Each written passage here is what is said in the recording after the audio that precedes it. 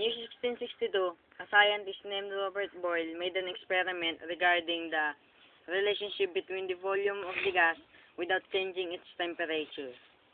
With this experiment, he conducted and he formulated his own theory, the Boyle's law, a law which states that if a pressure of a gas is increased, the volume of the gas is decreased. The Boyle's law has two conditions to be followed. First, the container must be closed and hard, and secondly, the temperature must be constant. It can be explained by this example. A glass and a rubber stopper. If I push the rubber stopper, the pressure will be increased and the pressure will be applied. And the molecules in this portion of the glass will decrease its volume because it will compress together. Just like this illustration.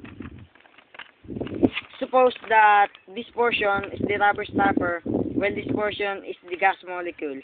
If the rubber stopper will be pushed, the gas molecules will compress together and will decrease its volume.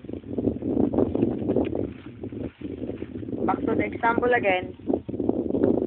If I release the rubber stopper and pull it out, the gas molecules will scatter, producing an increase in volume. But if I put back again the rubber stopper, the gas molecules will compress again, producing a decrease in volume. Again, Boyle's law is a law that states that if a pressure of a gas is increased, the volume of the gas is decreased.